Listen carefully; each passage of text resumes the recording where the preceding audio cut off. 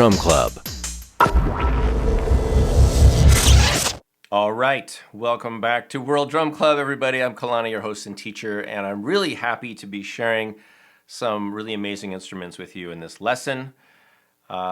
These are Bata drums, and you've seen they're in a set of 3, and they're just really exciting. I want to put out a disclaimer right now. I am not an expert at playing Bata. Bata is a very deep subject.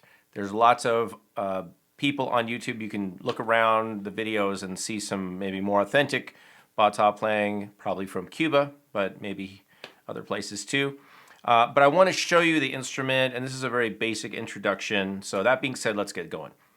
So these are a set of 3, you could call it hourglass-shaped drums. They originated in West Africa with the Yoruba people, made their way to Cuba, and have been recreated in a few different manifestations. I'm not going to get into too much of the construction and all that. Just know that these are more modern, what we would call modern drums. Although they are made of wood, they do make Bata. There's fiberglass Bata, maybe even other materials at this point. These have what we call conga style or lug tuning. Traditionally, the Bata would have rope tuning. They wouldn't have any metal on them, and that gets into a whole reason that could be explained by looking into the religion called Santeria, that these drums kind of accompany a lot of the songs. So, check out Santeria. It's a really interesting combination of ancient West African Yoruban multi-deity religion and Christianity. And they're all blended and smushed together in Cuba. And it's fascinating. What I'm going to be doing in this session is just showing you the drums, talking about them a little bit, and showing you the basic techniques, and then I'll play a couple different rhythms for you. So this is called the okonkolo. It's the smallest of the 3. I'm going to demonstrate these one by one, and then play something for you. But I want to show you the basic technique. And so these are, 3 different players. Each player puts the drum across his or her lap. I also have a theory that this might have been the predecessor of the bongos, and because if you cut this in half and then stick the 2 sides together, you kind of end up with bongos. So I'm kind of thinking that's what happened with this. I don't know for sure. That's just a theory. It's a good theory. It has no historical or scientific basis, but that's what I'm going with it. This drum you play this way, so sideways, a lot like the pakavij or mridangam from India. Same basic playing position.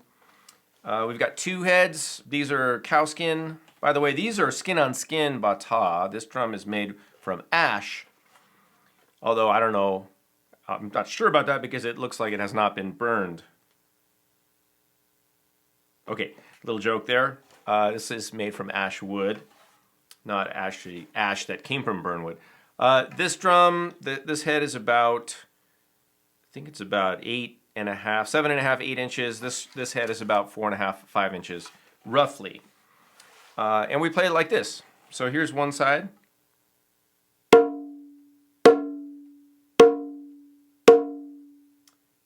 And then the other side.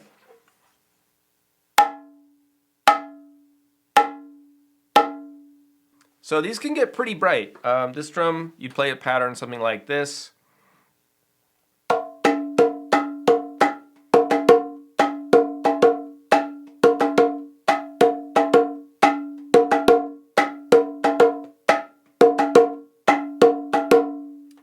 Something like that. There's lots and lots of music for these drums. So let me move on and show you the next size, which is the itotele, or itotele, depending on how your accent is. I do have straps on these, on the okonkolo and the itotele, because they might want to roll off, and just makes it easier to keep it on your lap. Because we're kind of playing them out towards the edge of our lap. We're not hugging them in really close. That would be kind of awkward. So playing them out towards our knees. This drum, a little bit bigger head. This is about 9.5, 10, and then on this side about 5.5 inches, maybe 6. Move this guy over for a second.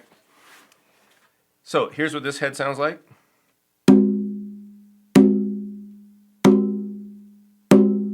And the small one, or the cha-cha.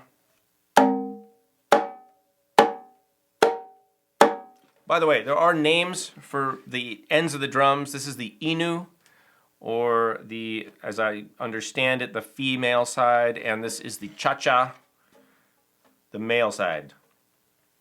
You can look that stuff up if you want to know more about what those words mean. Here's what this drum would sound like played in a rhythm.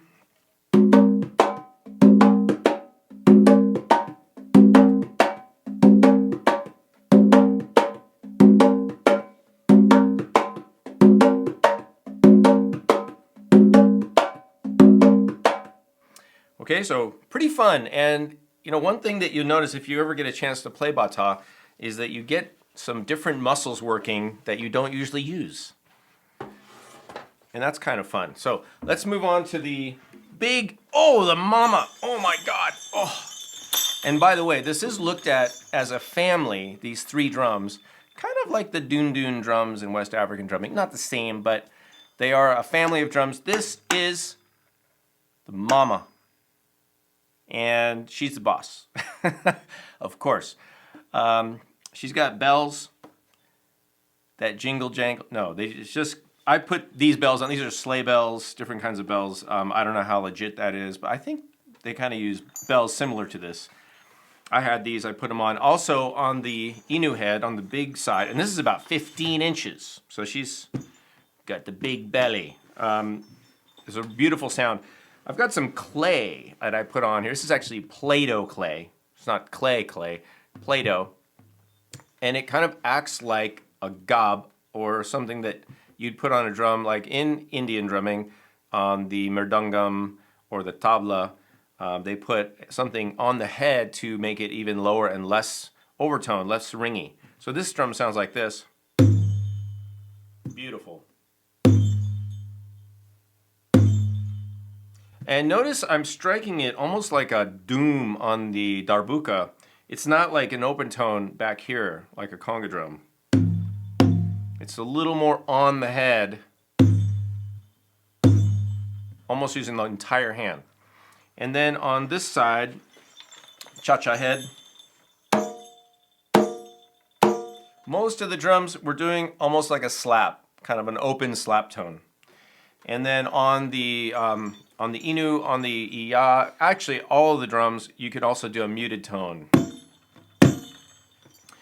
So let's look at a pattern for one of the rhythms I'm going to play for you called ogun.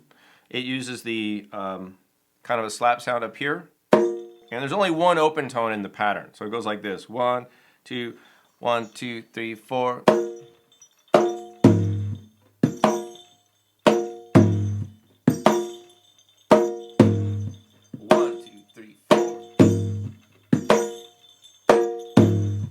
So a lot of these rhythms are very syncopated. I've actually picked 2 different rhythm ensembles, and again, this is very basic. I know some of you more hardcore, rumberos and bata players are gonna flame me in the comments, but it is what it is. I'm just giving an introduction. Don't be too hard on me in the in the comment section.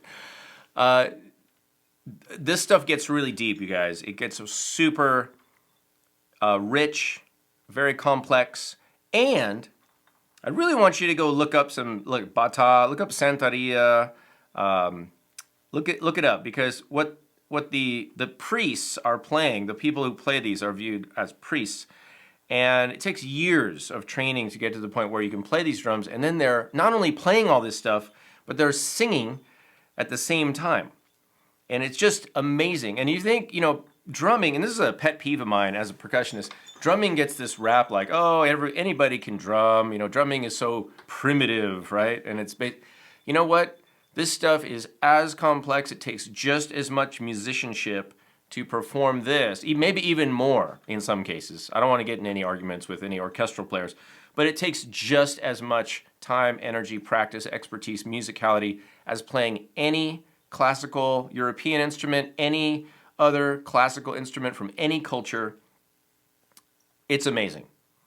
So that's, if you leave this with anything, please understand that one of the reasons I'm sharing this stuff with you guys is because I really want to instill in you an appreciation for the richness, the beauty, the complexity of drumming and percussion. Because even though it It might seem primitive to somebody who doesn't understand what's happening in the music. The more you learn about it, the more you appreciate it.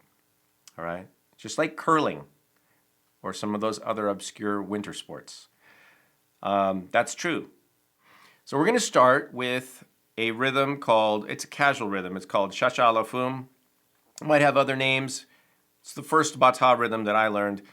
Pretty simple. We're going to start with the Iya rhythm, and then we'll move on to the Itotele, Okonkolo, and then we'll put it all together.